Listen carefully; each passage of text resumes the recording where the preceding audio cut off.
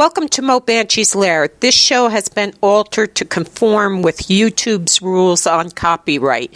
The music has been removed in some of the commercials. I hope you enjoy it, and God bless you and yours. Did you ask your wife? I beg your pardon? I said, ask your wife. My wife? Yes.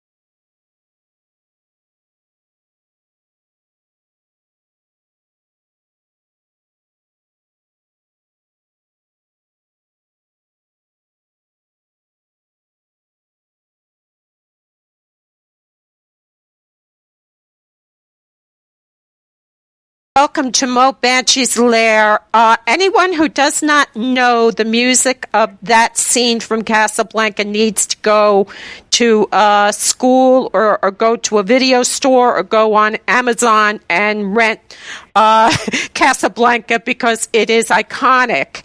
And the gentleman who says, to play the national anthem of France is Paul Henreid. And we are very honored to have his daughter, who is an actress, a writer, a producer, a director. She's done radio. Monika Henreid, welcome to my lair. Thank you. It's very nice to be with you. That character that your father played in that movie, he was so much more, but that did epitomize him from everything I've learned about him. He wasn't a rash person, and we're going to talk about a lot. His career, he was blacklisted 3 times. In the middle of this, it's okay to be an actor and have this stuff happen to you, but when you're a father and a husband taking care of a family, you can't just be a rash person. You have to have some ability to know when to fold the deck, as they say, and it seems your father was brilliant in doing that. He knew, I'm not saying it was easy for him, but it seemed like he understood a lot of the entertainment business, mixing politics and entertainment, and what was best for him in his career. What do you think? Well, that's just a huge question. Sure, I'll dive in. Yeah, he was very strong character and very determined character. I'll start with that. But right. The blacklistings were obviously not of his doing and not something that he thought would ever happen. When he was very young and starting his career in Europe, and his plan, honestly, was to be a theater actor in the German-speaking stage in the theater. So he was thinking in terms of Vienna or Berlin or just all of Central Europe, and that was his plan. It was, cosmic coincidence or whatever we could call it, that he then went and made a movie, and somebody said, "Oh my goodness, you would photograph so beautifully. Let's make you a movie star," kind of a thing. And then after a couple of films in Vienna, they offered him a very lucrative contract at UFA in Berlin. And he went to Berlin. He actually signed the contract with UFA, and at the time, they sort of did a double switcheroo on him. They gave him this other contract, and he said, "What's that?" And they said, "Well, in order for you or for us to fulfill this contract, you must sign with the National Socialist German Actors Guild." And he said, "Well, I'll never, ever sign that." And once he said that, basically he was blacklisted from working in film, first in film, in German-speaking language, and then later also in the German-speaking stage. He never thought of it in terms of a political move. It was just he was not going to be a Nazi. He was not going to have anything to do with that. He was an artist. He was not interested in politics. His father had told him to stay as far away from politics as possible. And suddenly, as a really very young man, he was still in his 20s, he got caught up in this, the first blacklisting. So then when he, again, completely unintentionally, he was invited to do a play in London, which flabbergasted him. He didn't understand why, but they explained to him that it was very popular to be from Austria and the future kings of England, who he had actually met and partied with. Yeah. Man, that everything Tyrolean was quite fashionable, and they would like him to come over and do this play. And he said, "Well, all right." So he went to England, and of course the people who hired him made the deal in German. They did not know that my father did not speak a word of English. So he went to the London stage and learned the role phonetically.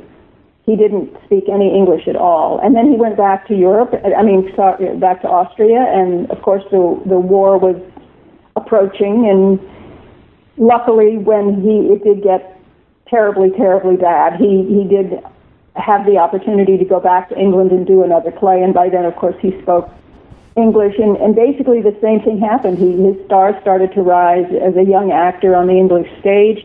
They asked him to be in movies. He started doing movies there, and by then the war had actually jumped the channel, and he was suddenly blacklisted in England, and that was because after the Anschluss, an Austrian was considered a German, and by extension, a Nazi. So the first time he's blacklisted for not being a Nazi, and the second time he's blacklisted because they assumed he was a Nazi. So There's no way to win that, no matter what.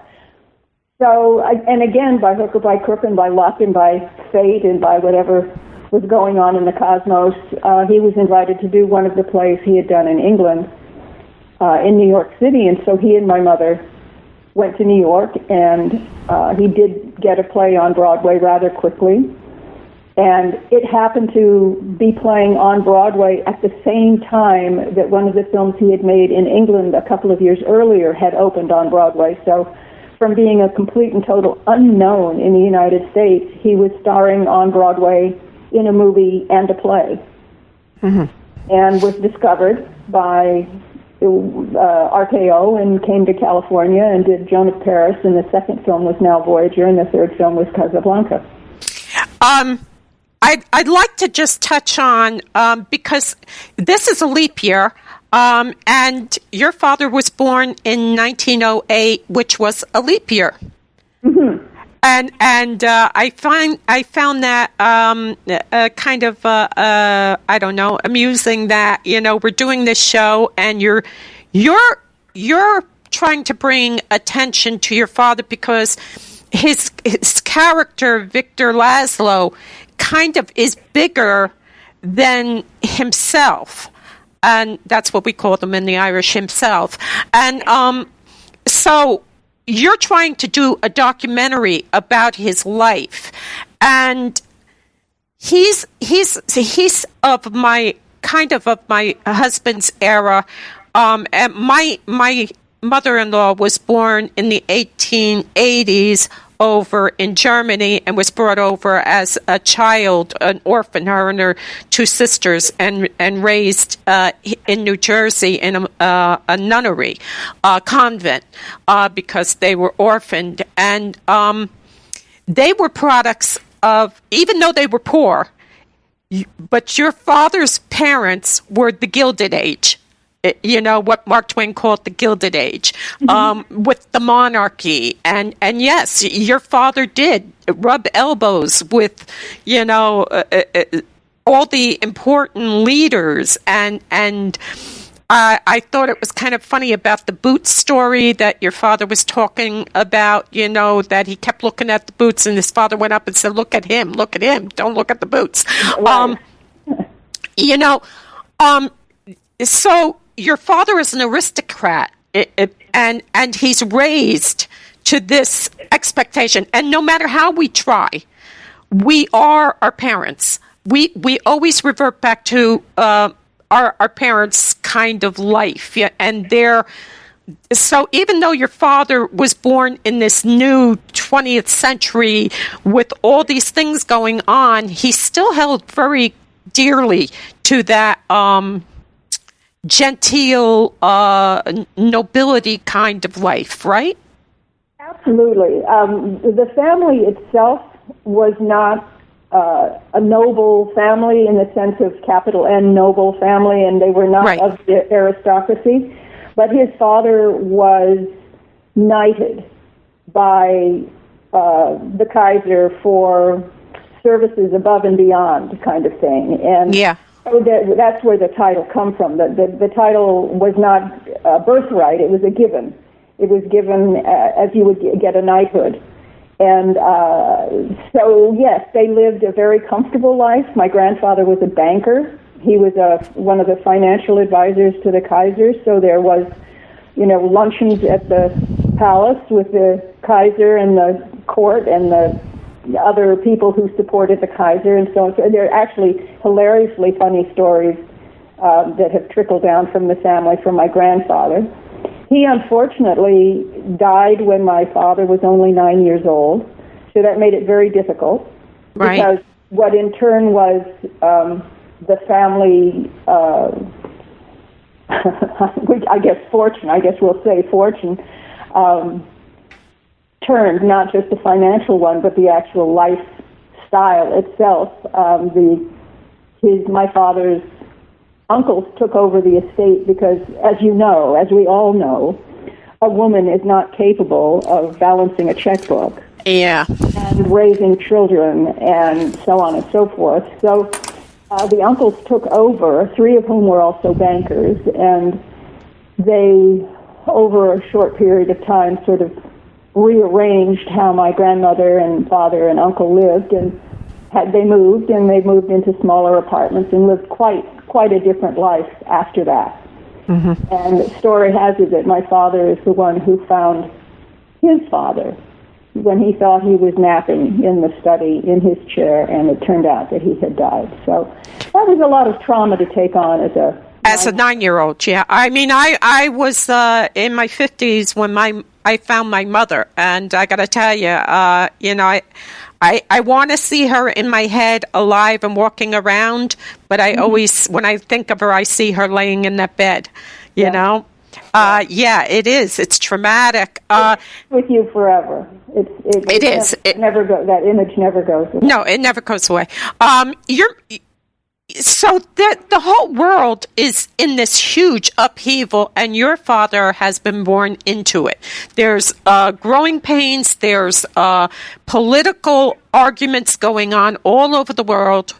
World War I is looming. I mean, it's getting dicey, and there your father lands in the middle of it.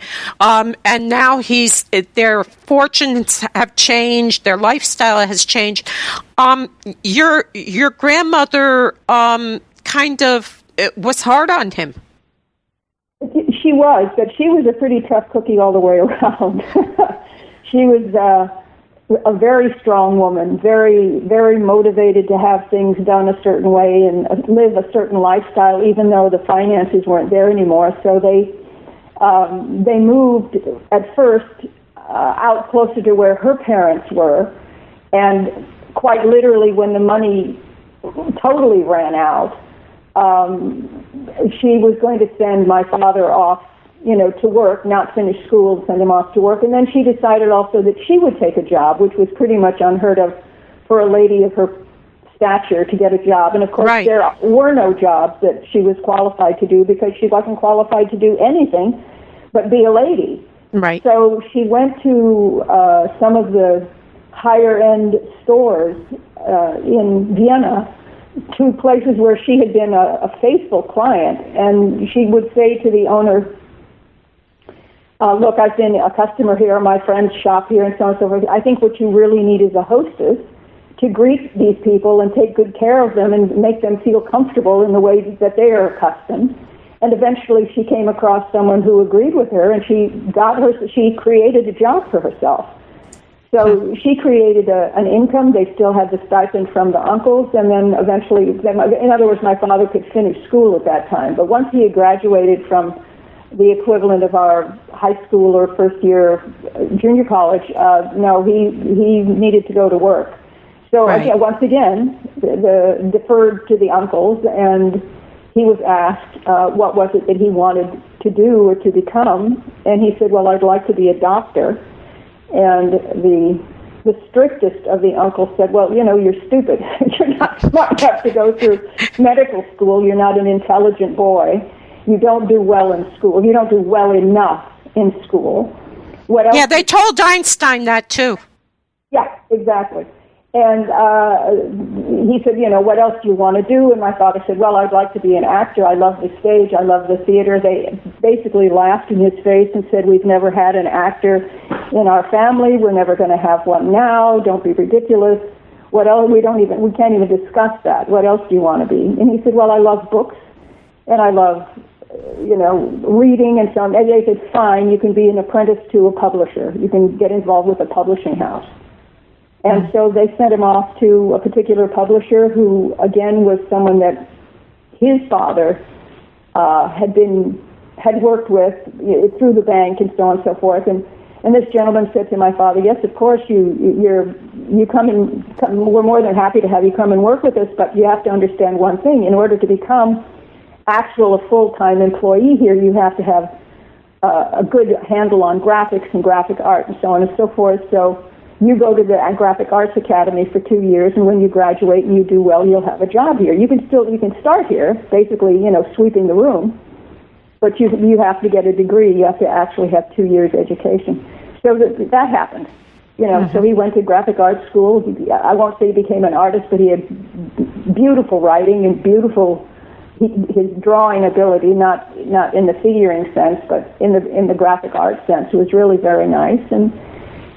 And so that's where he started. And then he put himself into theater school at night.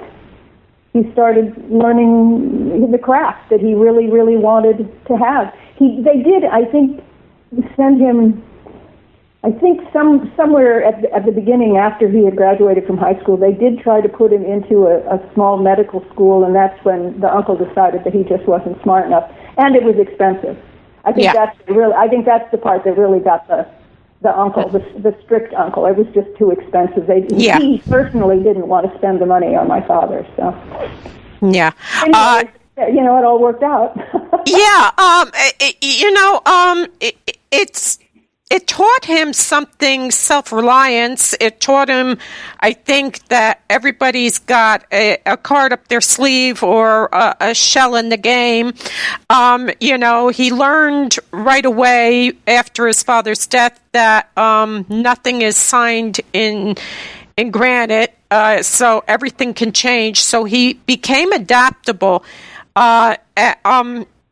He ended up doing stage under Max Reinhardt, which is considered like a theater royalty in Vienna, right? How was that? How does I'm going to say, I have kids, and so one of them is 6'3", and when they're like, 16, and they're 6'3", and they're not terribly huge, they're not muscled, they kind of look like skinny, blink, tall kids, and then he gets on stage with Max Reinhardt. That's kind of amazing. He was going to this sort of theatrical night school, and someone from Reinhardt, was scouting around looking for new talent, spotted him and said, "Oh, he's interesting looking.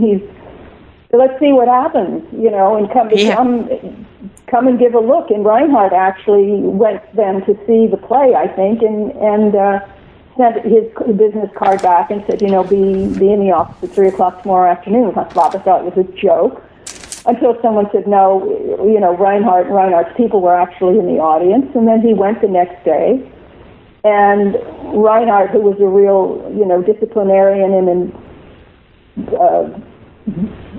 somewhat brash and bossy, said, "Is this something you really want to do?" And my father said, "Yes, this is something I really want to do." And he says, "Are you going to devote your life to this? Or is this it?" And my father said, "Yes, this is really what I want to do." By then he had, this is something else that young people, oh my God, did I really just say that? Yeah, okay. So this is what young people today, they think, oh wow, I can be just pretty or just muscular or just something and become an actor. No, it takes a little bit more than that. Thank you. We have somebody in our family who's never, besides me, who's never ever even mentioned wanting to go into acting in their life, and she just did a 360 on us and said, "I think I might want to go into acting." And I said, please, do you know how hard this is going to be? If you think going to school is hard, I mean, you're talking about rejection, and you're not the right height, you're not the right weight, you're not the right color, you're not the right this, you're not the right that. Oh, if only you had this. I says, it is because actors and actresses are commodities now. That's right. They are. But I think really the point I was going to make was back then it was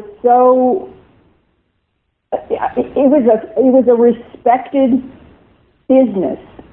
You could not work in the field of acting unless you were practically literally licensed to do so. You had to go through acting school. You had to achieve certain certificates.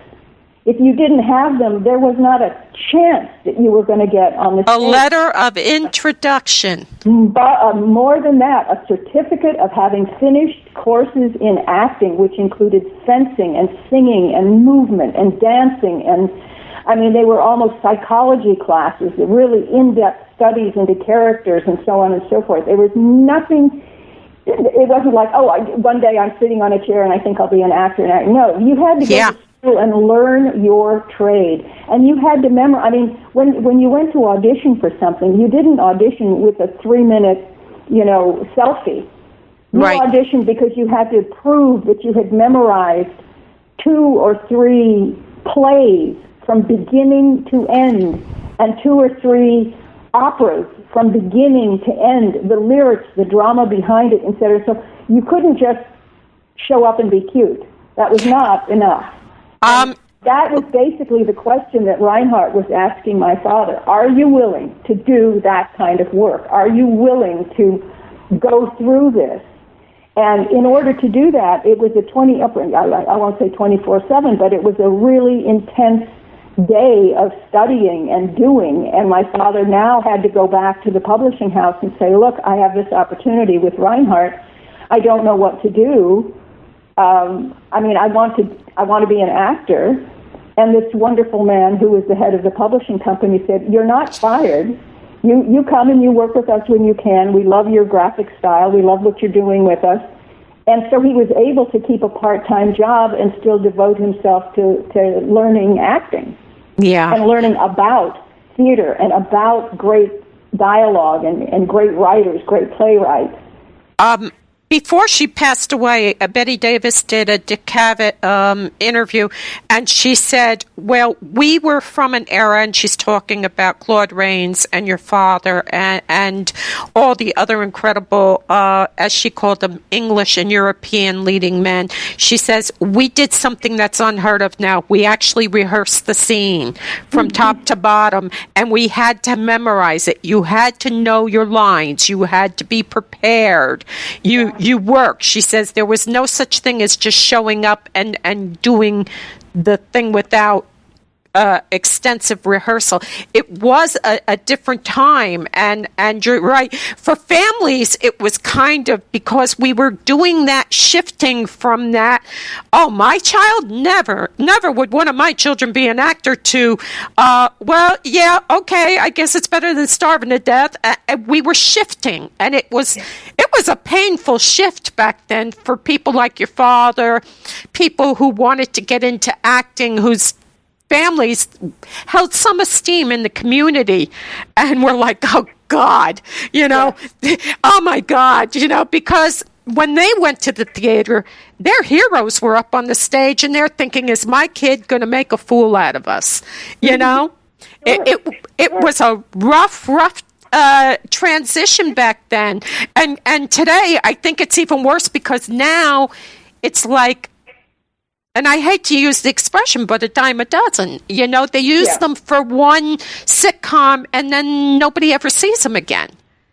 Yeah, we have so much time to fill. You've got 24 hours, 7 days a week on television. Now you've got 24 hours, 7 days a week, online, on different, we now have channels everywhere. When my father was involved in this, you only had theater and motion pictures, and certainly as an actor, just the beginnings of television. But even then, the beginnings of television, the stations weren't on 24 hours a day, and there weren't 200, 300, 400 to choose from. Mm-hmm. So I do understand that there are more people getting involved, and they think it's easier to do it because so much airtime needs to be filled. And to a certain extent, that does make sense. And those producers, those productions, those shows that are looking for, what can I say, the quick fix, the quick audience, they're going to find the people that they want. They're not going. And I don't, how do I say this? I don't mean against the quality of the show, but they have to crank it out so fast and so much and so often that they're looking for, oh, gee, that girl she's got the big blue eyes and the perfect hair and the perfect body and so on. Oh, and that guy is so good looking and he's so muscular and he can play the superhero right out of the comic books type of thing.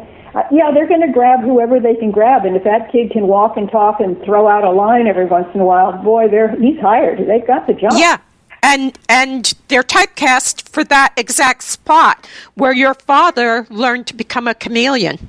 Absolutely. Well, for him, he was never. Again, see, he's kind of an oddball. He wasn't. Did I just call my father an oddball? My goodness. Well, at least you didn't call him weird.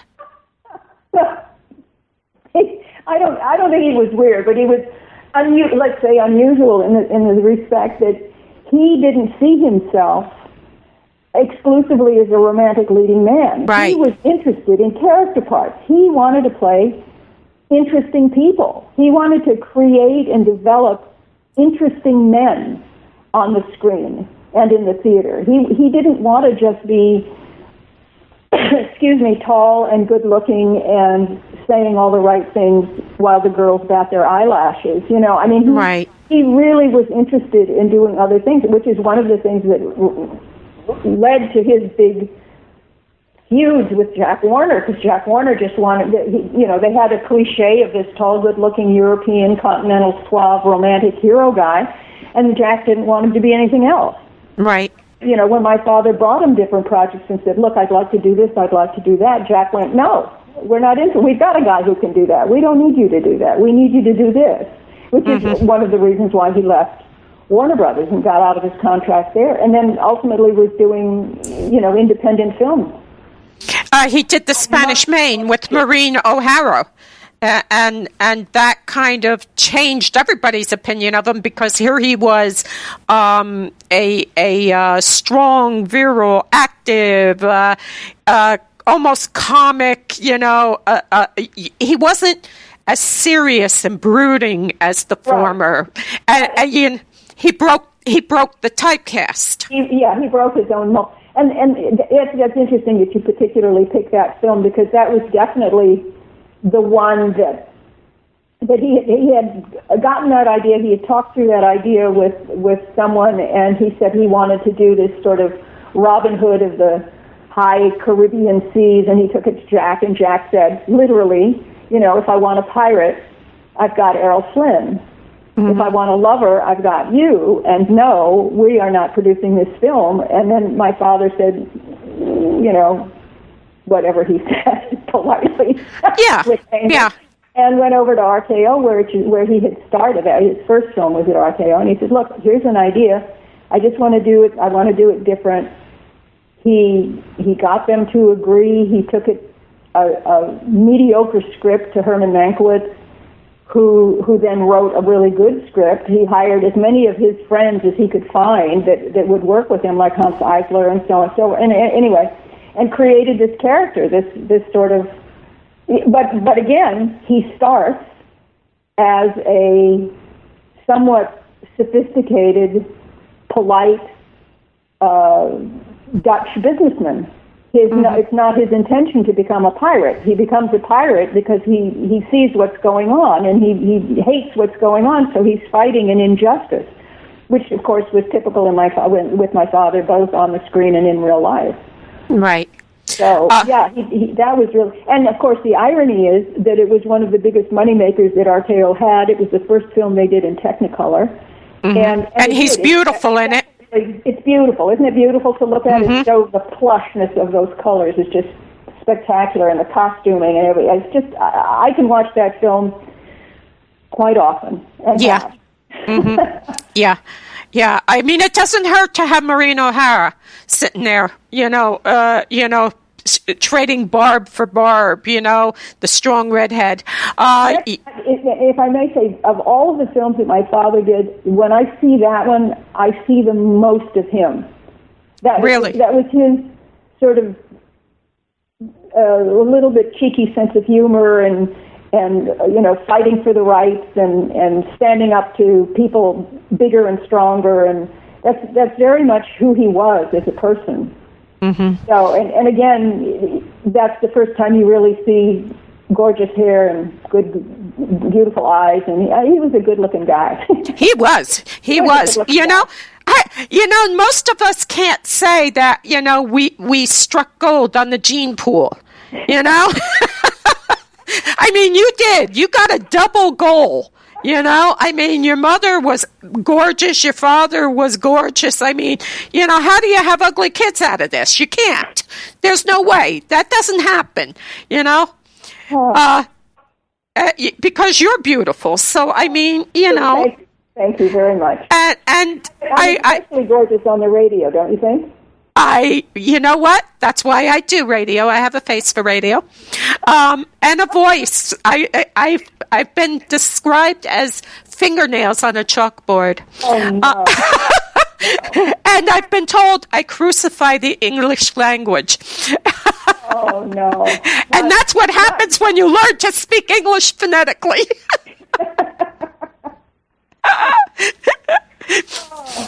That's what happens when your grandfather says, Maggie, I'll teach you how to say it. It's vegetables. It's vegetables with an F. And you go to school and go, I would like some vegetables. And they said, what the hell is she talking about? Well, I mean, yes, you can imagine anyone coming from Europe or having European background or growing up in a European house, we all learn to pronounce words our own way. I mean, sure. You hear it in your ear and you say it the best way you can until you find out it's not quite accurate. I mean, we spoke German at home until I was about 4 or 5. Wow. And then also French, because the one nanny was French, and then eventually my mother said, no, you have to speak English because you're going to go to an American school and your classmates are all going to be English. And by then, both my parents spoke fluent English. Yeah, so they were determined, I won't say to Americanize, but certainly to get... acclimate you to the American way. Yeah. They were going to be comfortable. They wanted to fit in. And actually, again, the irony, going back to the blacklisting is here. My father now is in the country, the land of the free and the brave, and you can speak your piece and you can, speak out and so on and so forth. And he becomes part of the Committee for the First Amendment and the repercussions off of that, having blacklisted for the third time.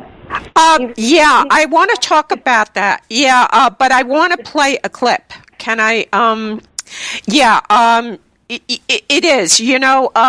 When we came here, my grandfather said no one could speak the Irish anymore. We're Americans now. You speak, English, and everybody looked at him and went, "What?" Yeah. Excuse what? Now I only understand a few words of the Irish, not that I speak English, but, because I haven't heard it in so long, only when I go back and forth, and of course I have a lot of Irish friends who speak it, and I understand them, but speaking it is a totally different thing. Teddy's mother, Teddy remembers her because Teddy is 84, and he remembers her during the Second World War in the backyard with one of the other neighbors, and they would go and speak quietly the German, but they wouldn't teach any of the kids any of the German or any of the Yiddish because they were German Jews. Yeah. Difficult time. You had to make a choice one way or the other. Yeah, so your parents said, look, we're going to, we're raising them here. We got to acclimate them to America. You're Americans now. Cut it out. No more of this stuff, Your parents, before we go to this clip, your parents married when they're 28, lifelong. That's a love story in itself. You see, that's all the reasons why this is a documentary to be made, because both of their lives, each of their lives separately was astounding and amazing, and their life together was just remarkable. They were together for 60 years, and that's pretty good for a Hollywood marriage. It's amazing. They were married in Vienna in 1936, pretty much the day before my father left for England. And even that, my mother would tell me, was like a Hollywood movie, because they had gotten married, I think it was right after New Year's Eve, and the train was leaving in the morning, and they didn't get a honeymoon, and they were chasing after the train, and she was throwing his smaller suitcases up to him onto the back of the train, and she was waving and crying from the oh my God, railroad platform, and he was gone. Boom, gone. Off. He went to England, not knowing what would happen.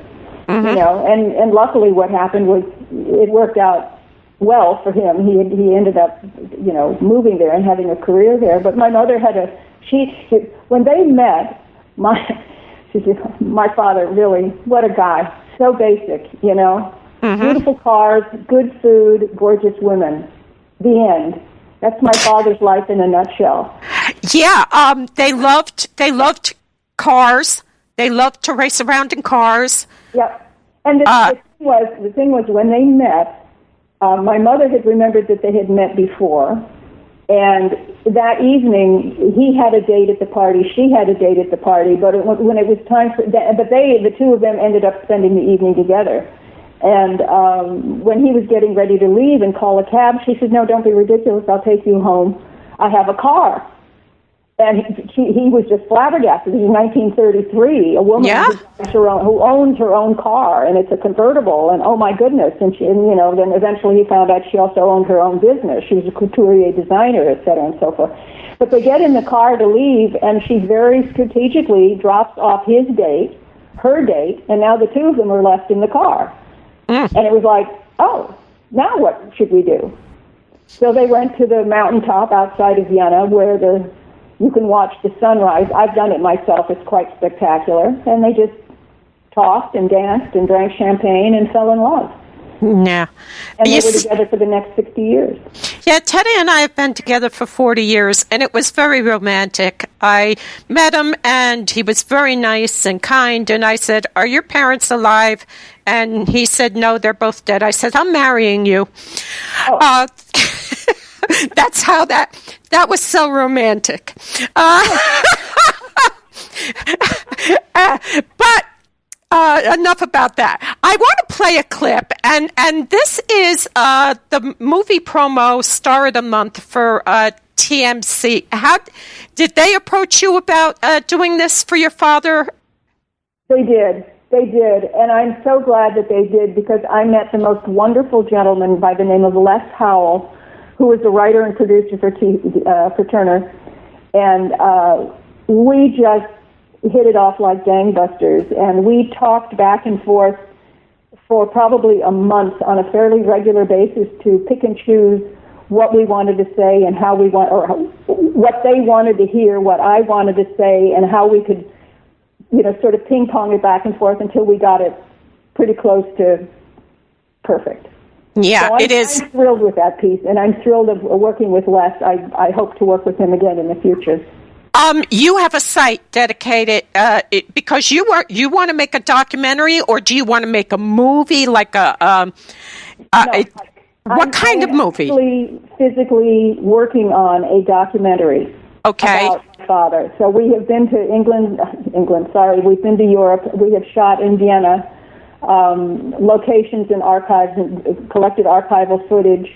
I have shot already a number of interviews here with absolutely sensational, wonderful people like Norman Lear and Angie Dickinson and Norman Lloyd.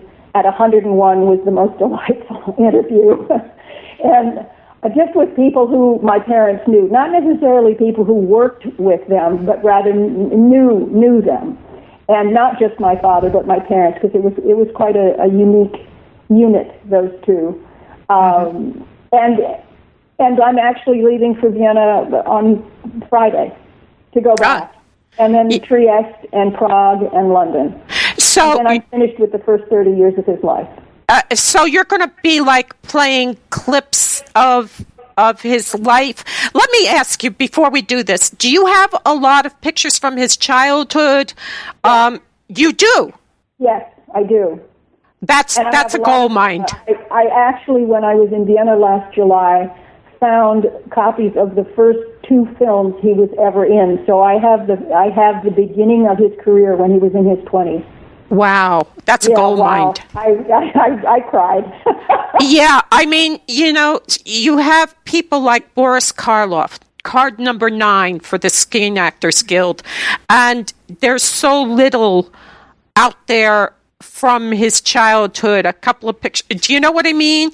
And then you want to do a documentary, and you're going back, but so much of it has been lost. Yeah, so I have photographed a photo album of his family, of his parents, his grandparents on both sides, his great-grandparents on one side, and his great-great-grandmother on one side.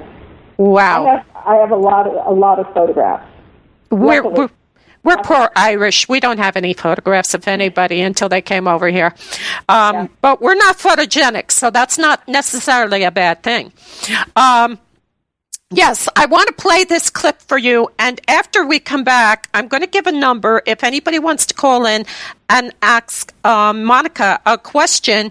The only thing is I ask you to be patient because there's only one line, and, I can't take, 4 callers and put you in queue. I take a call and then I just answer the next one I can. So, but I want to play this, and this is her tribute to her father that was on TMC.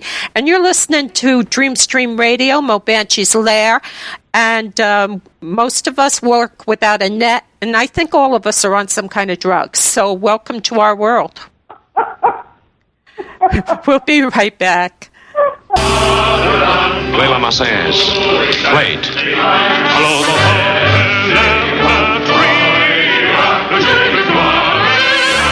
That scene in Casablanca forever immortalized Paul Henreid in the minds of moviegoers. But there was so much more to my father's career than just the man in the white suit who flies away with Ingrid Bergman. Right before playing the role of freedom fighter Victor Laszlo, he made cinema history by lighting 2 cigarettes, handing one to Bette Davis, in the romantic hit Now Voyager, a film which firmly established him as the epitome of the suave, continental lover. Initially, my father resisted doing Casablanca because he felt audiences would be rooting for Bogart to end up with Bergman and would undermine what Now Voyager had done for his career. He needn't have worried, because his talent and versatility avoided typecasting and carried him through a long professional life as actor, producer, and director. Before arriving in Hollywood in 1941, my father performed lead roles on the stage and in German-language films. But because of his anti-fascist beliefs and hatred for Hitler, he moved to Great Britain in 1935. It was here that he made his first English-speaking film in 1939's Goodby Mr. Chips, billed under his real name, Paul Henreid. His Hollywood debut was as a French RAF pilot being pursued by enemy agents in Joan of Paris. Then came Now Voyager in Casablanca, beginning his long association with Warner Brothers, who cast him in a string of melodramas, cashing in on the romantic leading man image they were trying to establish. I see you for what you are, and what you are pleases me. In Devotion, he played a minister involved with the famous Bronte sisters. Between Two Worlds, as a suicidal pianist bound for the hereafter. In Our Time, as a Polish count battling Nazi invaders. Of Human Bondage, as a club-footed medical student obsessed with a vulgar waitress. The Conspirators, as a freedom fighter involved with Nazi intrigue with Hedy Lamarr. And Deception, as a tortured cellist tormented by jealousy. Picture fit to look at when he visits you. And the finest piano in the world to listen to. And the most expensive clothes. He gives those to everybody. I told you how I came by those. Oh, yes, from pupils. Wealthy pupils. Yes! Unfortunately, he told me you never had a pupil. As a man who off-screen was very athletic and possessed a wonderful sense of humor, he soon grew tired of these gloomy roles and longed for a change of pace. So in 1945, he approached Jack Warner with his idea for a project about a lusty, swashbuckling buccaneer. Warner informed him that when he wanted a pirate, he'd call Errol Flynn. Undaunted, my father took the project to Herman Mankiewicz at RKO, who fashioned a first-rate script. But she happens to be more than just a woman to me. She's a squall and has needed settling. You're out of your mind. No compliments, please. The result? The Spanish Main was a box office smash that gave him the chance to show off his athletic abilities and the lighter side to his acting skills. As a young girl, I was thrilled to see him with his blonde, wavy hair and blue-gray eyes, all captured in rich technicolor. Although I was confused as to how a man 6 feet 3 inches tall could fit into that small studio model ship. In 1947, my father went to MGM for Song of Love, the biopic of composer Robert Schumann, opposite Katharine Hepburn, who he loved working with. Coming from Vienna, music was a very important part of his life, so this was a picture he greatly enjoyed making. My father played villains quite well also. In the film noir, The Scar, which he also produced, he actually plays two. Like a good many film artists, my father was caught up by the notorious House Un-American Activities Committee. So as a result, was forced to reinvent his career again in the 1950s, during which he spent more time behind the camera directing for both feature films and television. One of his best outings as director was the thriller Dead Ringer, starring his old friend Betty Davis, and in a supporting role, yours truly. I'm terribly sorry, madam. He worked all the scenes in advance, plotting camera movements, angles, close-ups, etc., and always employing the newest equipment and techniques. I hope you will consider me your equal. Of course, he still continued to act when a part came along that interested him. He enjoyed working with his friend Dean Martin in 10,000 Bedrooms, where he played the flamboyant artist who tries to sell his bizarre sculptures to the wealthy hotel magnate, played by Dean.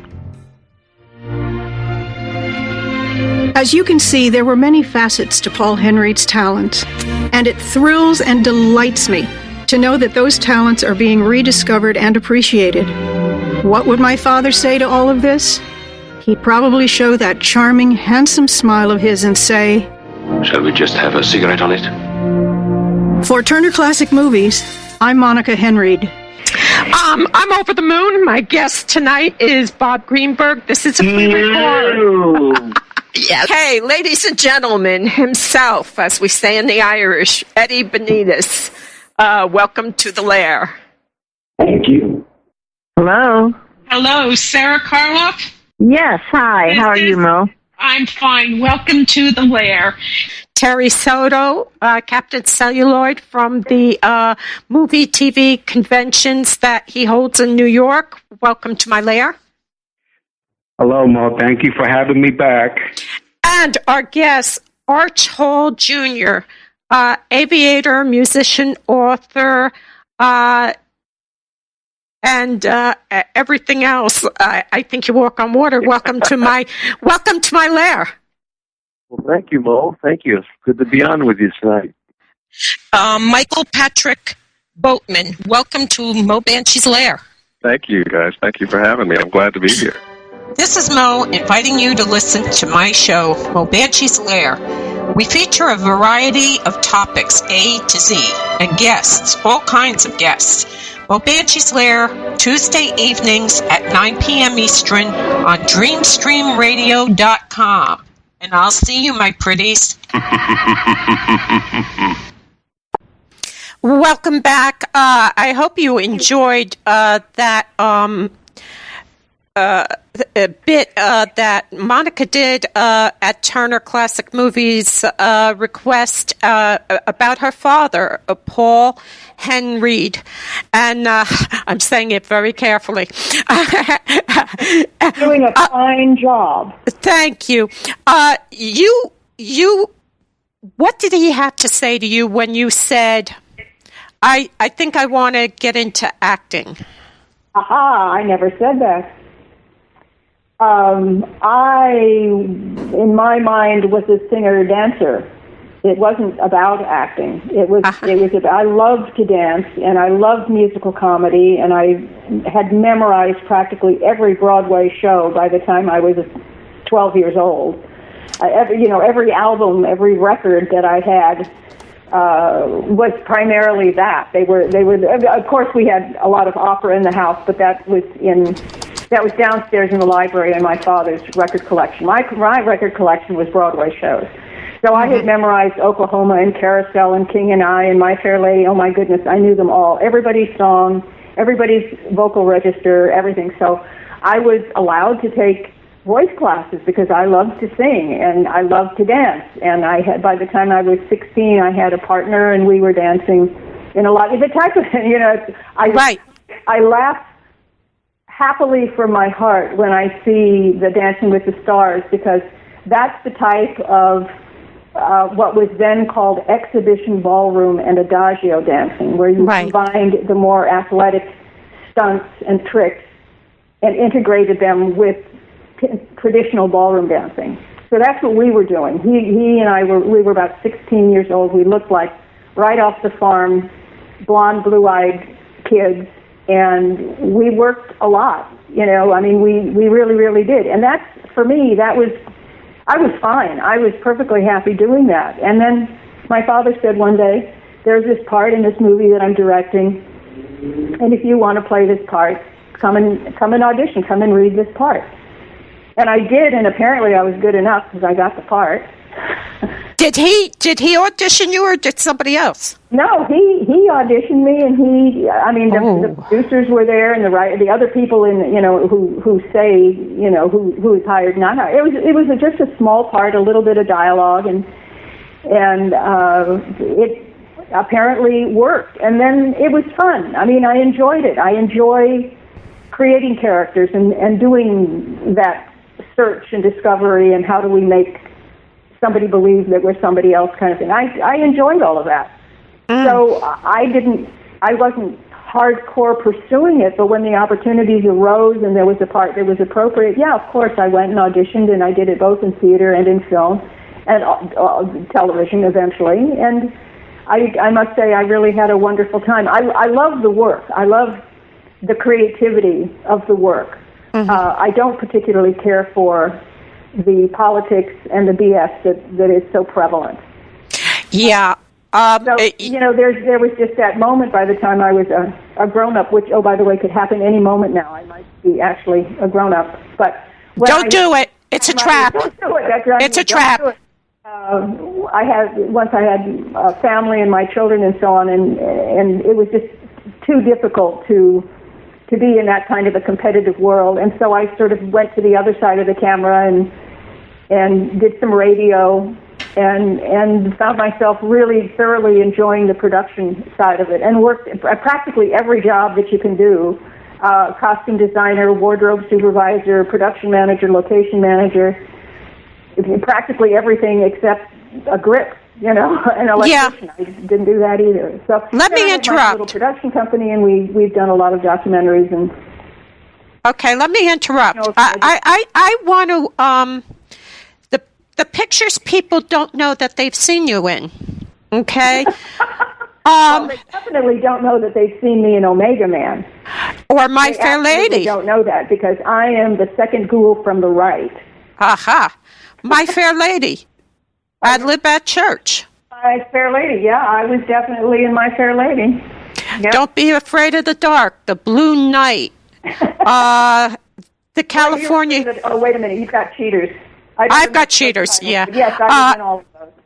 The California Kid, and that was a TV movie. And Nick Nolte. Oh, my God, did we have fun. And Dick Morrow. That was a fantastic cast. Airport, 1975, one of my favorite movies. Yeah, I'm pretty much cut out of that. My character became completely unimportant. So that's a shame. Classically, I ended up on the cutting room floor. And you know what? I keep telling people, young people trying to get, because I've got a talk show, and it's because I love to learn and I love to share knowledge with people, and I want to get people's stories out there. And there is so much in this world going on. Pull your head away from the TV and learn something. Meet some new people. Find out about people like you and your father. And that's what I love. I don't consider myself in the entertainment business because I love what I do. It's not work for me. I love all the research. I get the jitters just before I go live because, it is internet and, anytime technology is involved, everything screws up. But I love it. And I think you've hit on something really important, and that is that entertainment can be more than entertainment. It can be educational. Yeah. And education can actually be entertaining. And when we can put those two things together, and then on top of that, it's something we love to do, and we're passionate about doing it. I mean, that's like the whipping cream on the cake. That's just absolutely the best thing that can happen to us in our lives, no matter what our choices are. I mean, if you want to be a doctor and it's passionately important to you, then please go study, take the exams, learn to become a passionate and compassionate doctor. Right. If you want to be the best plumber in the world, the same is true. If that's your passion, then do it. Go for it. Find a way. Find that path and stick with it, because bottom line is you're going to be your happiest, which means you're going to be functioning at your best, which means that everybody around you is going to get the best of you. So, I mean, that's just win-win-win all the way around. Yeah, I used to do a bit. I was a step-in minister, and there comes a point where the family and holding everything together. So sometimes you got to step away from things and then go back to it when the time is right. And you've done that all through your career, and that's admirable, because a lot of people try to put one or the other ahead of each other, and that never works. Well, I raised 4 children as a single parent, so. Right. I bounced around a lot, and just, it's the funniest thing about kids. They want to eat, they want to have clothes, they want to go to school, and somehow you got to figure that out. So I guess I just figured it out by just never giving up. Yeah. It's, I used to say, if you don't want to have to spend money on new clothes for them, we could always just starve them. That settles everything, Right. We don't have I will tell you, here in Southern California, if you're raising children, the good news is you can stick them outside and water them. They will grow. In Ireland, too. In Ireland, yeah. Hey, your soap, go out. It's raining. Weather we have here, we don't have to do a lot. If we could just get their cell phones and their smartphones away from them, we would be in really good shape. So your father knew that you had what the Karloff called the fire in the belly to dance and do acting and all that. So it wasn't. Oh, we have a caller. Let's see if I can do it without screwing up. Okay. Okay, we've got our callers on, and that was one of Paul Henreid's favorite pieces of music that he would sing. We have Christy on the phone? Yes. And Monica, you're still on the phone, right? I am. Okay. Ask your question. All right. The question is, I'm concerned about when you review your father's career, Monica, what aspect of his career fascinates you the most? Very good question.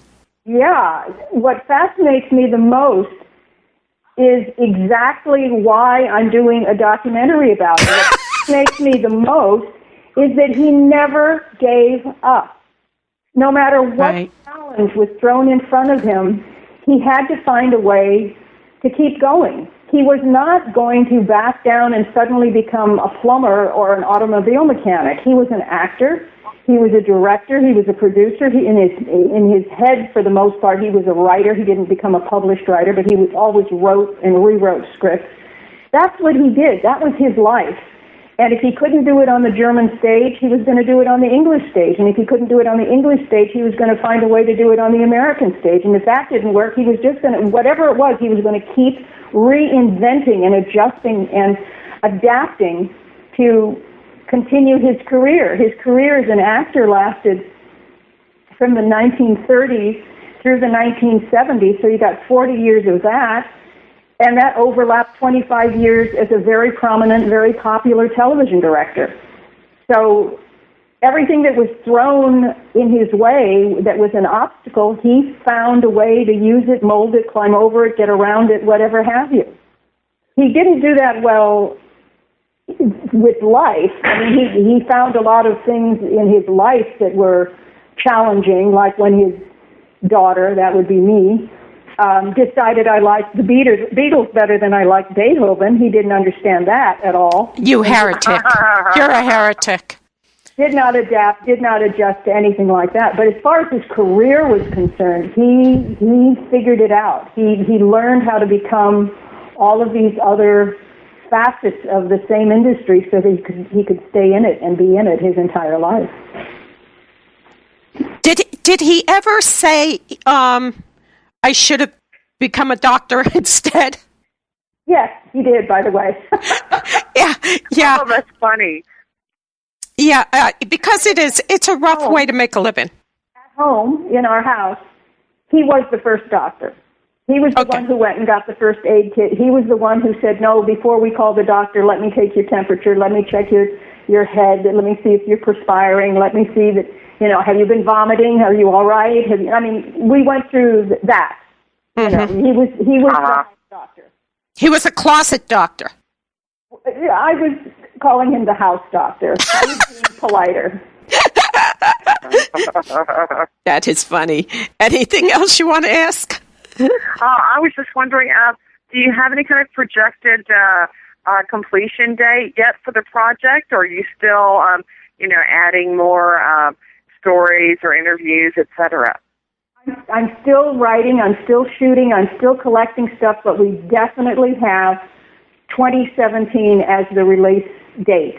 2017 is the 75th anniversary of both Now Voyager and Casablanca. Wow. Ah, wonderful. Wonderful. 2017, it's coming. The documentary, the book, whatever it takes to get it out there, we're going to get it done by then. Nothing like giving yourself a deadline that's really big. No pressure. No pressure, none. Because you are still working on this, and you said that earlier on. I had Sal Litvak on. He's an independent director, and he did Saving Lincoln, which is an amazing DVD if people want to see a really good Abraham Lincoln story. And it's based on his best friend's recollections. I asked him, I says, okay, so from concept to getting the movie done and printed, how long was it? And he said something like 15 years out of his life. Yeah, documentaries can kill you. I mean, it's just an amazing adventure and an extraordinary struggle, and on so many levels, not just on one level. The funding, of course, is a huge aspect of it, and then collecting the bits and pieces. Because if you're making a movie where you have a script, it tells you what you need: beginning, middle, end, dialogue, action, camera moves. It's right there in the script. When you're doing a documentary, especially if you're doing one about a person's life, you really have to go and investigate that person's life. And if it took place in a number of countries, you have to go to those countries and see where they came from and try to understand the culture and so on. I mean, if you're doing a thorough job. And I think that's one of the things about most documentarians. They really do want to get it right. They really want to tell the story correctly. And with my father, people only know him. I shouldn't say only. People mostly know him because of his Hollywood years and what he contributed to the motion picture industry. He had a huge life, well outside of that. And I want to tell the whole arc of his life. I'm not telling the story of a movie star. I'm telling the story of a man who survived being blacklisted 3 times in 3 countries for 3 different reasons and still became a movie star. All 3 of those blacklistings happened before he was 40 years old. So can you imagine a man, finding his passion and the work he wants to do, and is being told time and again, no, you'll never work in this country again. Right. You cannot work in this country. And everything you've already done, we're taking your name off of it. Before you're 40 years old. Talk about midnight life crisis. Yeah. I mean, and it's stunning and staggering that he didn't have some kind of insanity. And he didn't. I mean, again, I will say that my mother was the great stabilizer, and if I may quote, the wind beneath his wings, she was indeed that. Right, and there has to be, in any marriage, and I was saying this to somebody today, back when I had ovarian cancer, Teddy was the rock. He was holding it together. And now that he has Alzheimer's and cancer, I'm the rock holding it together. And I have MS and lupus, and I always joke and say, between the 2 of us, we make a quarter of a human being now. But you know what? We're doing I have it. One more question for Monika, if I may. Okay, just a minute. But they worked together. And that's the secret of a marriage. Yes, indeed. Right. Go ahead. No, I was most interested in, yes, your father's an American citizen, but how did you find him? Did he have like a Viennese sensibility all his life, or did he become in some ways Americanized as far as how he would approach his daily life? Yeah, no, he never became Americanized. He flew the Austrian flag every day off the end of the property overlooking Malibu. The Austrian flag flew high and proud. Right. He was an Austrian through and through. Because that's the definition of an American. We're people who came from other places and kept those memories with us. Yeah. Yeah, and I'm very, very grateful for it. It gave us a tremendous sense.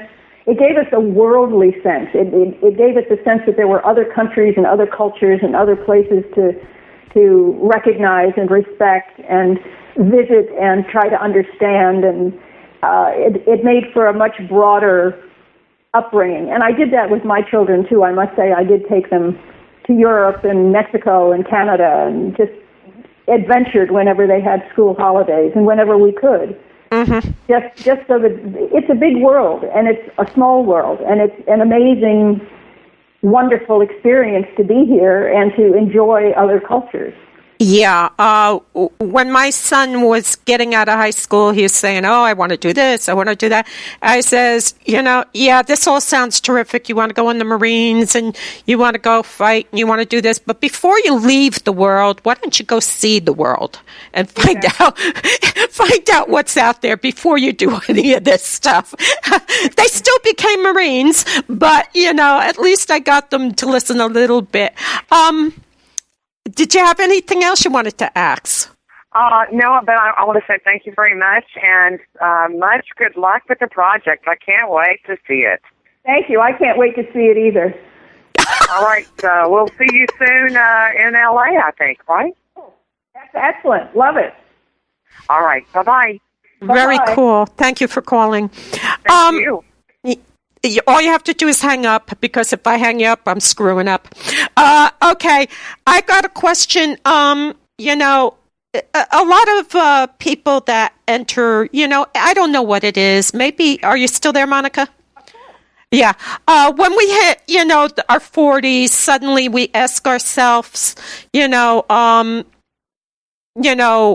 did we come from? That whole genealogy kind of thing, and my son would always say to me, tell me about yourself. Tell me about yourself. I say, it's none of your damn business, Mm-hmm. My life is my life. You go do your mistakes and I'll keep mine a secret. Were you worried at all about delving into this on the beginning? And you hear some real horror stories out of Hollywood and all kinds of things. Did you sit there and ever ask yourself, what am I going to do if I find out something? Okay, that's good. No. That's a lot of faith. It's, you know what? And he was a human being. Mm-hmm. So if he screwed up, okay, he screwed up. And we have to take that with all the good stuff. There was a lot of good stuff, but he was a tough cookie. I mean, living with him was not easy. I can assure you of that. There were rules, there were disciplines. If you disappointed him, that was like death itself. Mm-hmm. And you had to have the grades, and you had to look pretty, and there were rules, and you had to live up to them. So, like I said, when I took the Beatles over Beethoven, that was a serious argument. That was silence at the dinner table. Yeah, because he's the old guard still. He's still in the Gilded Age in his head. And you're moving into this debacle, the 60s, and he doesn't fit into that.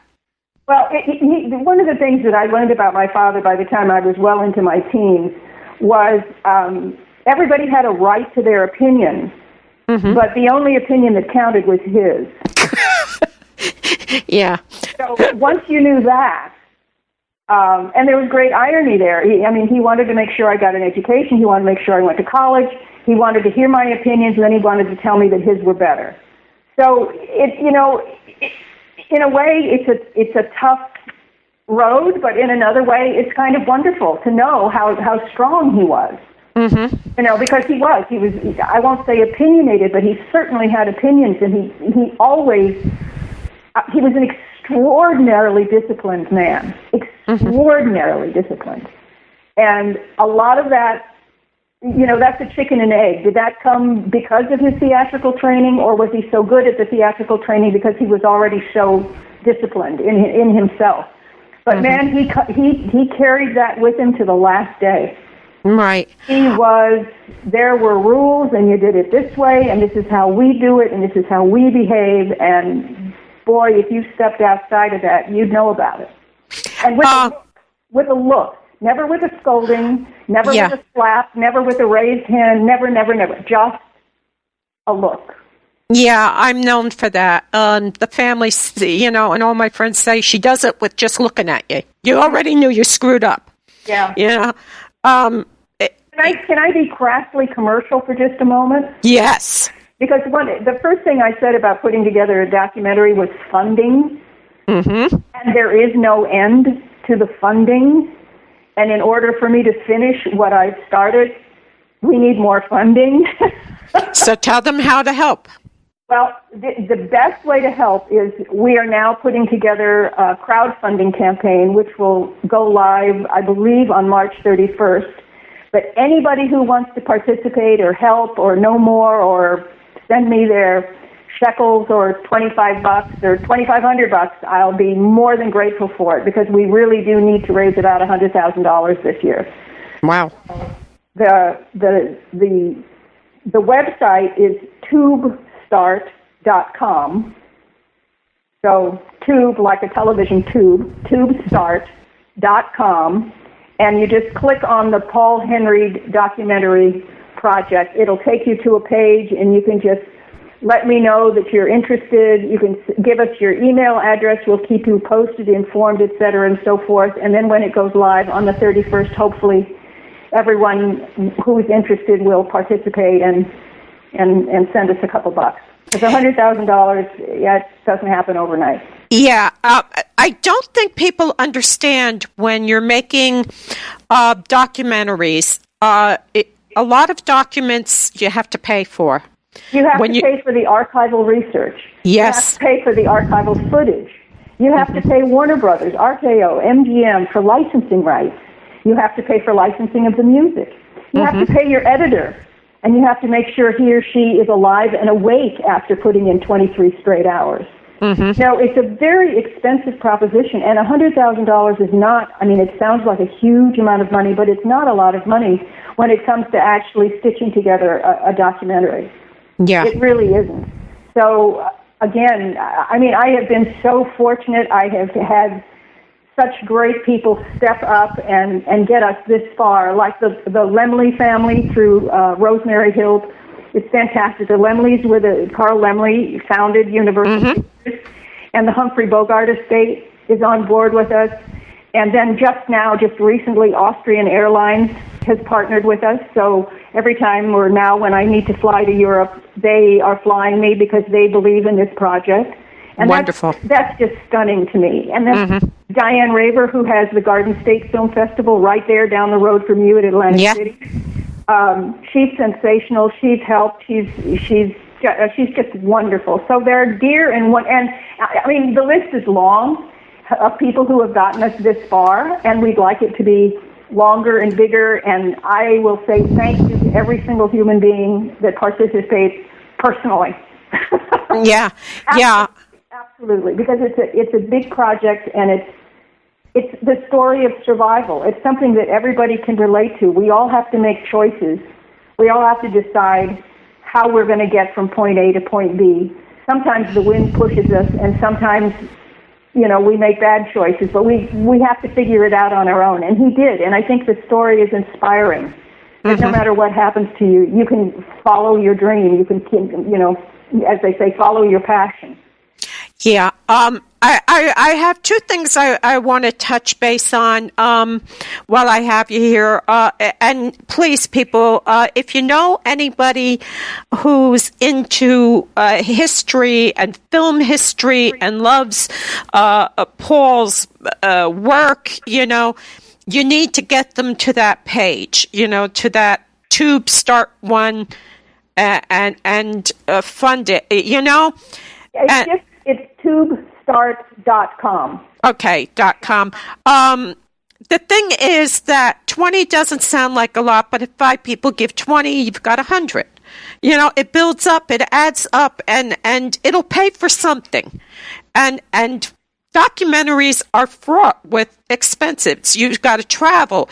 You've got to do the research. If you're going to do a documentary and you want to be accurate, you have to get the right information. You can't just cuff it. In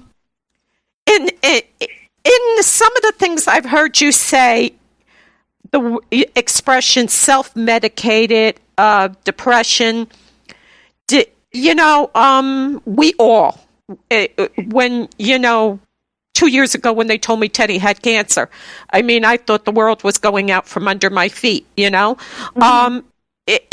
You're right. We have to make decisions, and I made a decision to force him to do surgery, and we have to take on life the bull by the horns.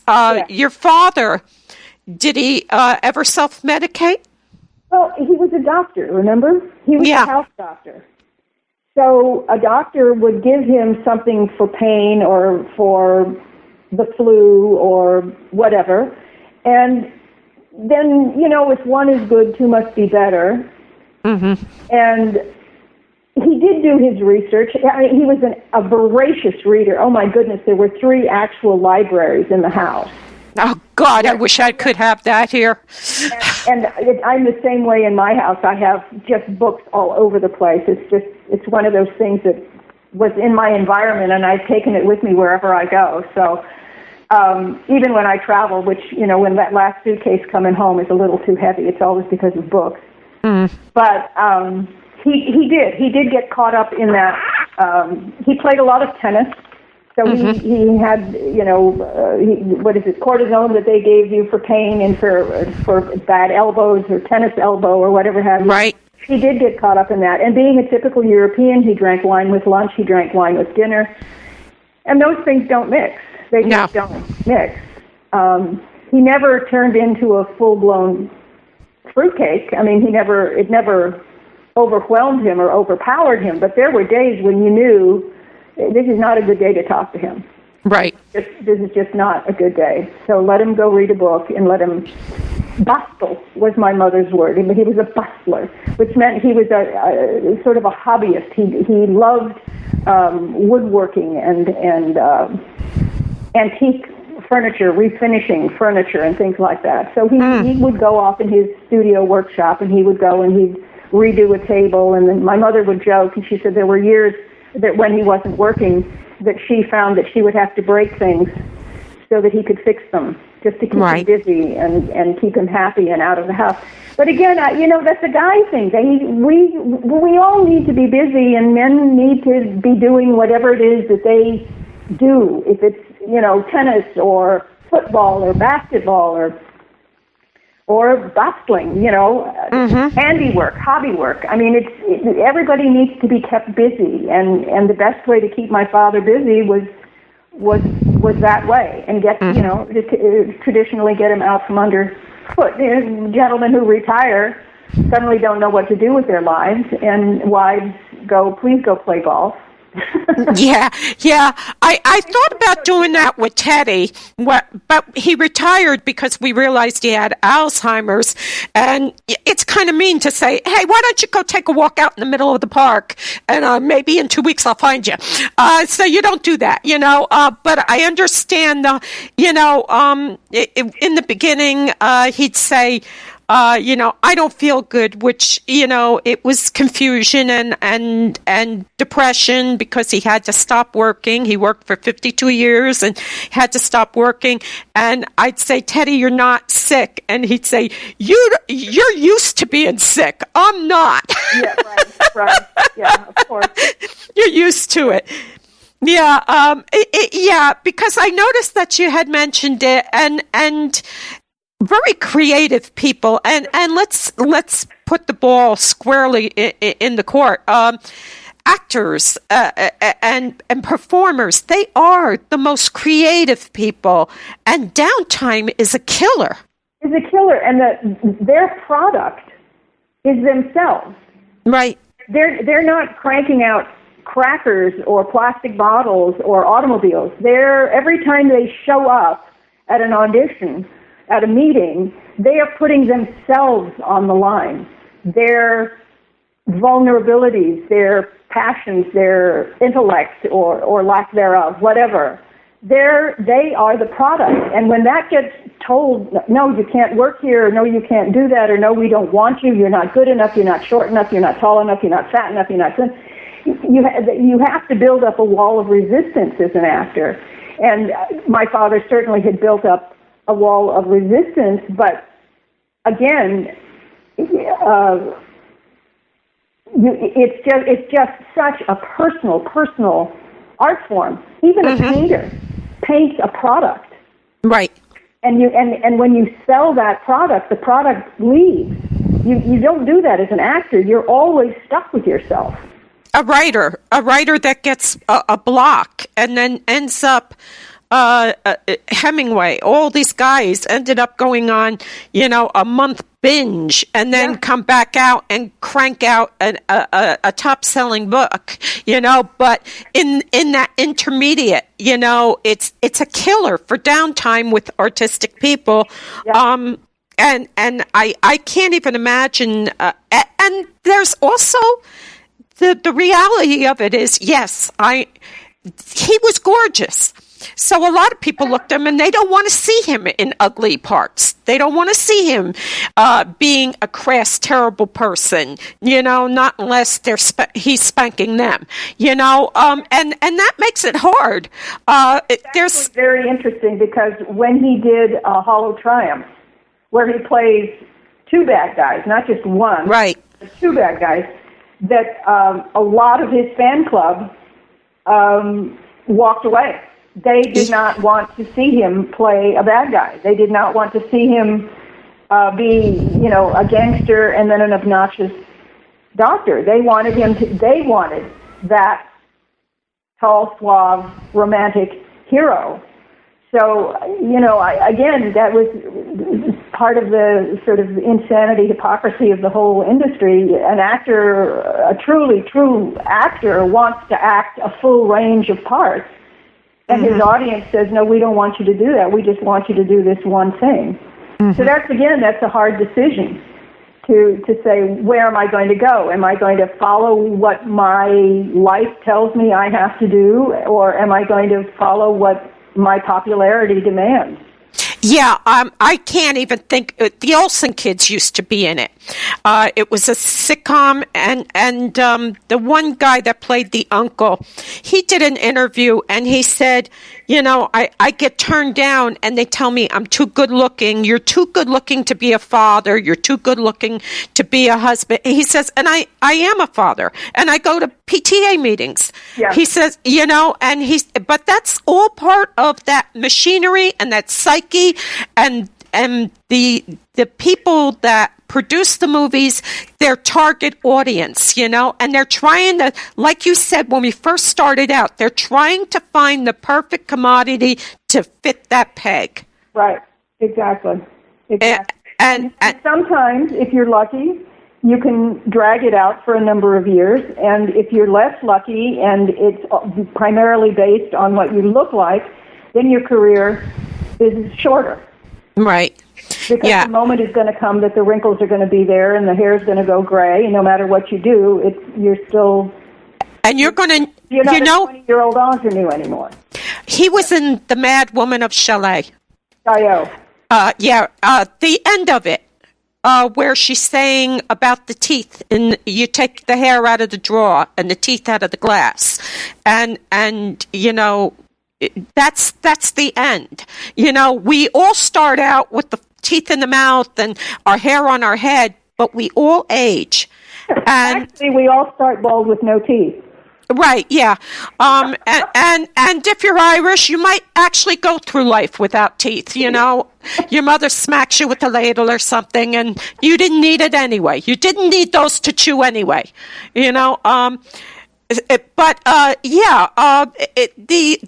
old saying, we start dying the minute we're born. Mm-hmm. With actors, that's a wicked, wicked double-edged blade.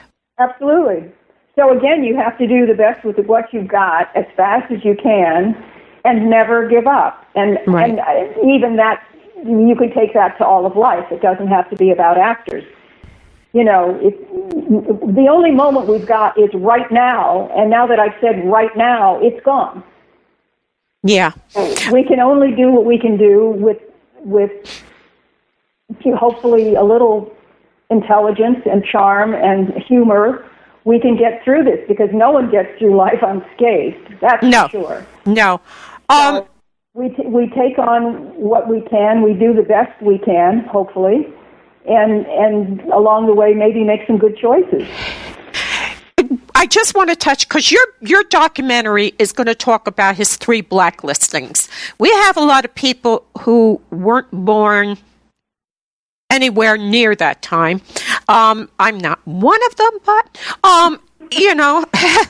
but the blacklisting was, World War II was just over, and there was a real fear of communism. And your father was asked to join up with a bunch of actors and go talk to the president, meet with him. And your father, right from the get-go, was concerned about this, wasn't he? Well, the group called themselves the Committee for the First Amendment. Right. Because what was going on in Washington was that there was a group of people senators saying that there were too many communists running Hollywood, and they had to find them and get rid of them. And the point, I don't know, is that we do have freedom of speech, and if you are a communist, you can say your opinion without having to shout it from a rooftop or try to convert other people into communism or whatever. You have the right to speak freely, and that was the point of the Committee for the First Amendment. Just to say you cannot isolate these people and say that they cannot work here or cannot voice their opinions.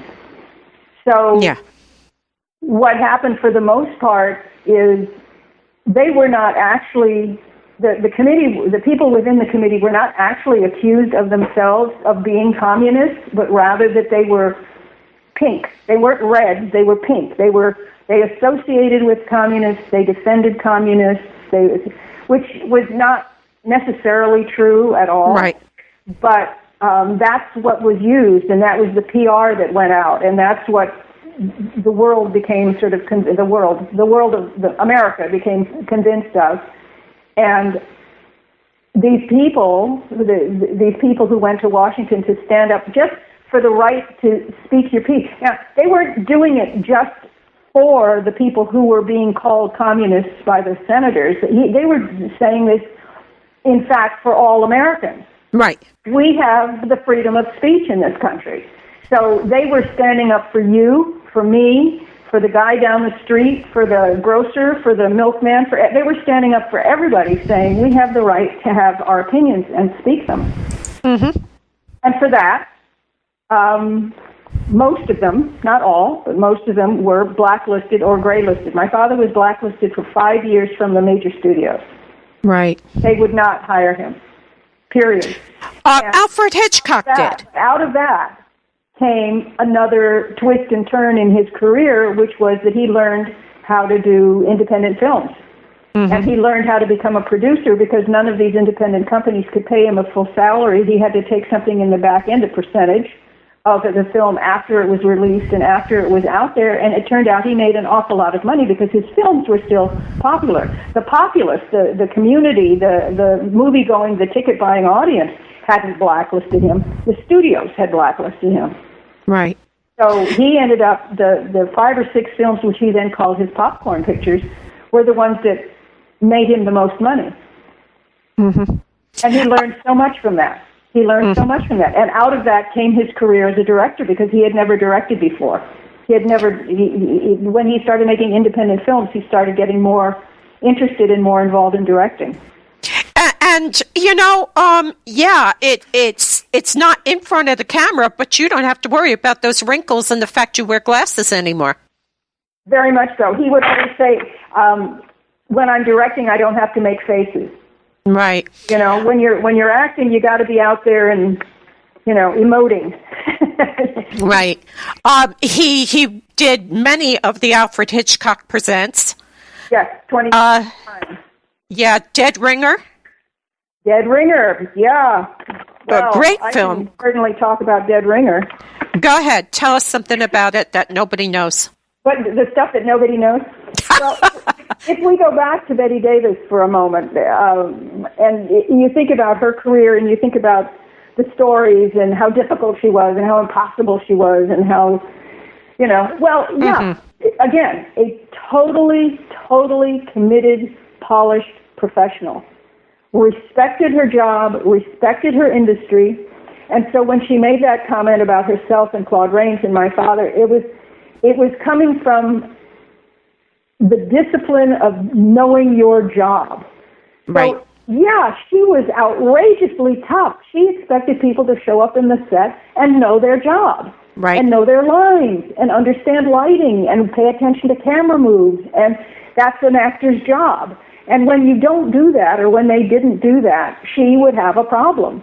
And if you look someone in the eye and you're supposed to be playing a scene with them, if it's a scene of anger or a scene of passion or a scene of love or something, it becomes a go and come, a ping pong between the eyes, between the emotions. The actor gets involved in the conversation. You have to show that there is something going on there. And when you're playing opposite someone who either doesn't know the lines or knows the lines but is saying them by rote because they don't understand the character, she's going to get a little unhappy. Yeah. And she's going to say so. And she'll go toe-to-toe with Jack Warner or anybody else. She always would. Yeah. And I got the job in Dead Ringer not because of my father, but he had an entirely different philosophy as to who this character Janet was. He was saying that in the DeLorca household, the staff would be old and truly family loyal.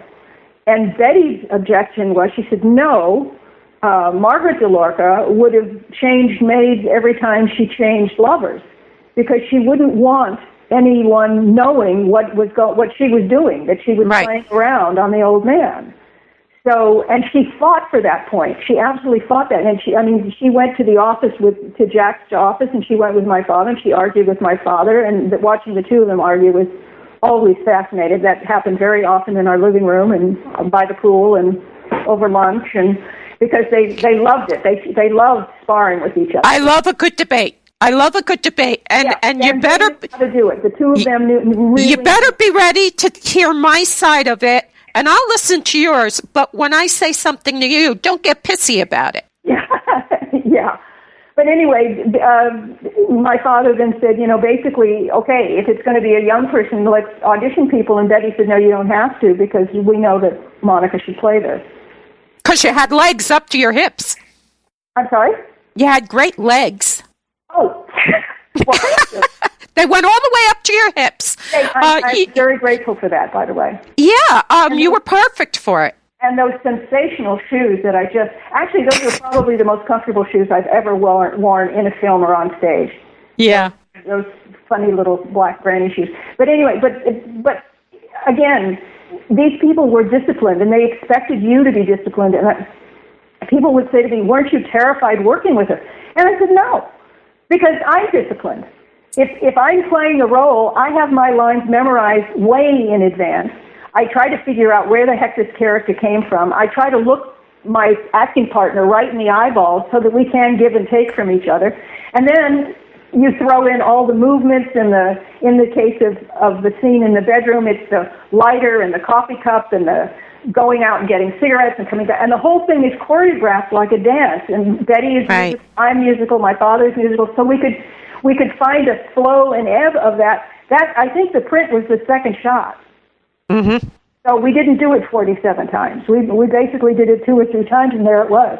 Yeah, and that's what she was getting at, that if you know your craft and you are a serious actor or actress, you don't need to go and shoot from the hip. You know what it is, and you can do it, and you just work together. Even if you don't get along, it's the common goal. But even not getting along, fear and anger and dislike are emotions. Right. And they can be an undercurrent. And it's the actor's responsibility to turn that undercurrent into something that can be used and works for the scene.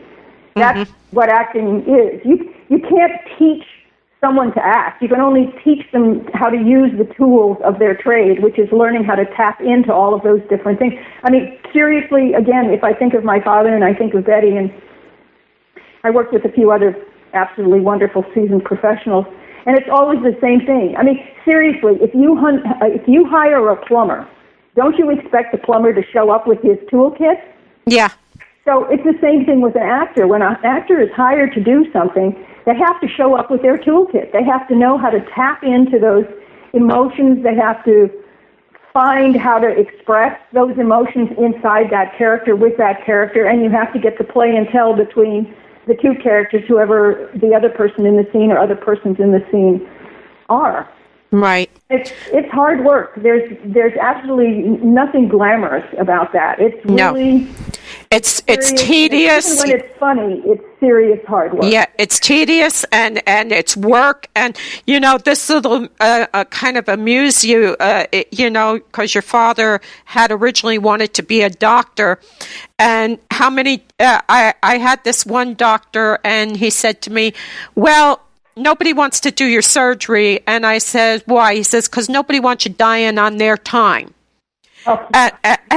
And that's kind of, when you're making a movie, you got to see the big picture, and everybody's got to contribute. Everybody's got to be at their best and on spot, because nobody wants the movie to die because of them. Right. Yeah, that's a stigma nobody wants to take around Hollywood or any place else. Your father directed many Westerns. Yes. What did he know about cowboys? Okay, absolutely nothing. But here's what he would always say. When he was directing those westerns were the core of television, and the television writers had been feature film writers, or had been book writers, or had been theater writers, because there was no such thing as television. Mm-hmm. So it was, in its infancy, and they were coming from, so they're sort of collective backgrounds. And what that meant was that the Westerns ended up being based almost on classic stories, on Greek tragedies and Shakespearean themes. And so my father would say, well, they're not so difficult to direct as long as you stay, out of the horse poop. Yeah. They just happen to be cowboys that are mouthing the same ideas as Romeo and Juliet and Malvolio or whoever, or... Now, Pygmalion. Pygmalion. How did it become My Fair Lady, with the musical? Yeah, you just adapt it. Stories. And at the time he was directing, one of the, like everything else, would go in flows. There'd be a series of years where everything was a Western, and then a series of years when everything was a doctor show, and then a series of years where everybody was lawyers. That happens, and a lot of the time that he was directing, they were indeed Westerns. Well, he made a lot of them. I'm looking at them, and the Virginian Bonanza. He loved directing The Big Valley because he and Barbara got along so well, and that was her idea. She wanted him to direct.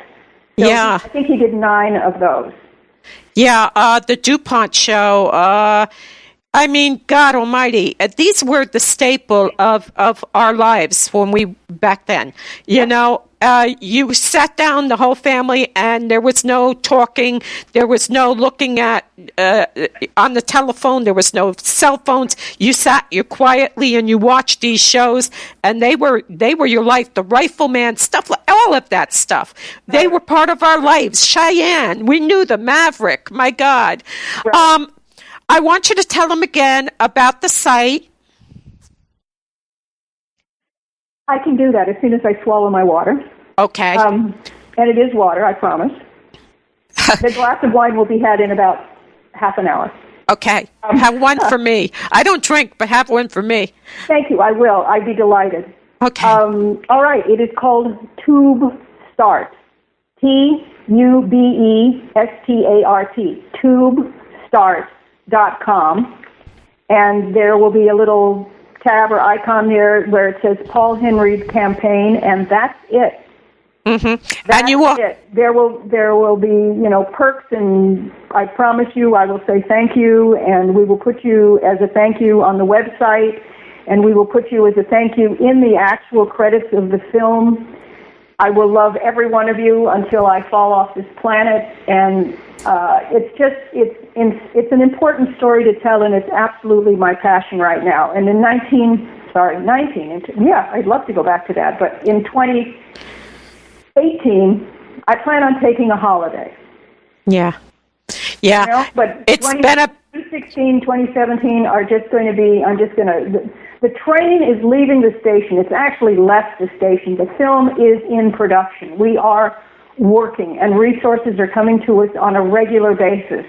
And when I leave Friday, I will go to Vienna, then I will spend a week in London, not quite a week in Trieste, and 4 or 5 days in Prague, and then go back to Vienna and collect every little tiny tidbit of information I can get from his school, from his church, from his theaters, everything I can get that would make a complete picture of what the first 30 years of his life were like for him. Mm-hmm. So, every single penny counts. Okay. Start.com. Okay, and your other site is Henreid Beyond. Sorry, did I do it wrong? Henreid. So, I knew I would. Beyond Laszlo.com. Henreid Beyond Laszlo.com is the website. Yes. Right, and this will be on Podomatic tomorrow, and I'm going to edit it all out and clean it up for YouTube so I don't get sued. And I'll get it up on YouTube, and I'll be posting those links on Facebook and everything.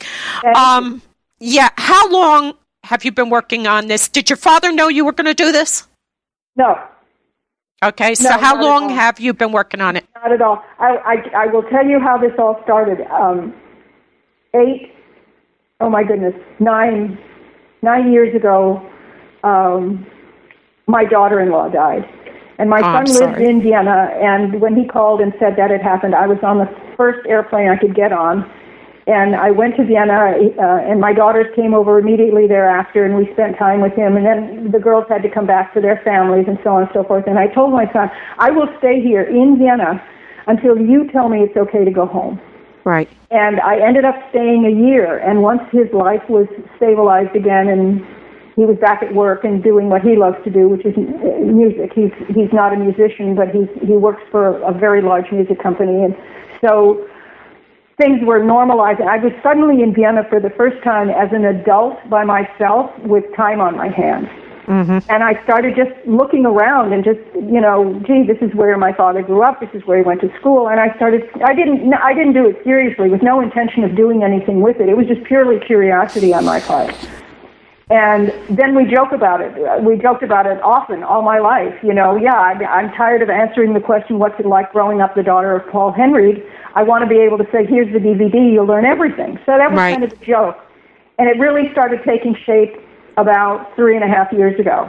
And the last year, it's picked up steam, and this year, it's just, like I said, the train has left the station. We're shooting.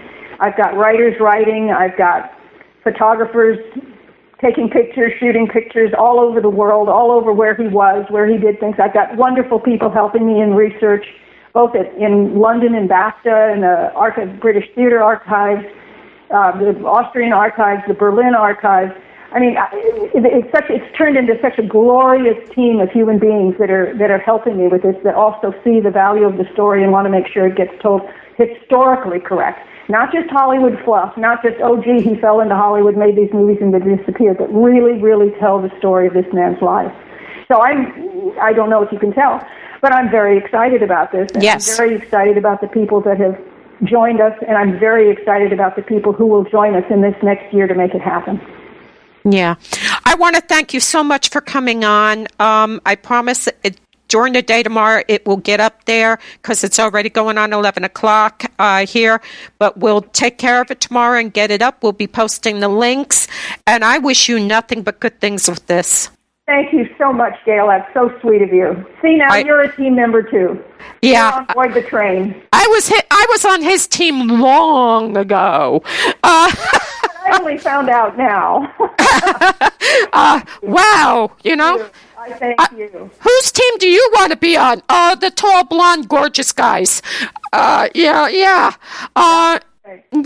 I can't tell you. It's been a wonderful evening, and in closing, I'm going to play Let's Not ask for the moon. We have the stars in closing. And I hope everyone has a good night. Monica, all you have to do is hang up now and you can go have that wine. Thank you, Gail. My pleasure. And God bless you. I will lift a glass to you. Thank you. Thank you. God bless you. Good night. Bless you. That was wonderful. I'm going to play this last clip, and it's from Now Voyager, and I think it's one of the most beautiful endings. They're not going to be together, but they are going to work to, make sure everything is all right for the daughter of the character. And I want to thank everybody for listening. God bless you and yours, and I'll see you next Tuesday. Shall we just have a cigarette on it? Yes.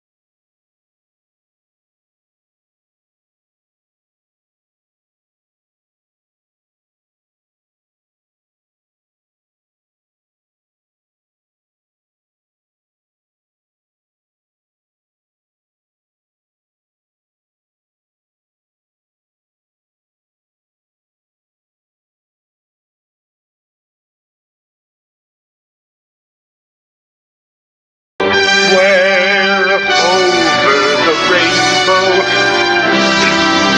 birds fly. Birds fly over the rainbow.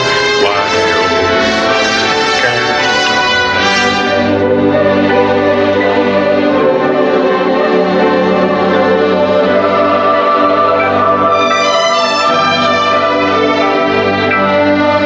Thank you for visiting me at my lair. And God bless you and yours.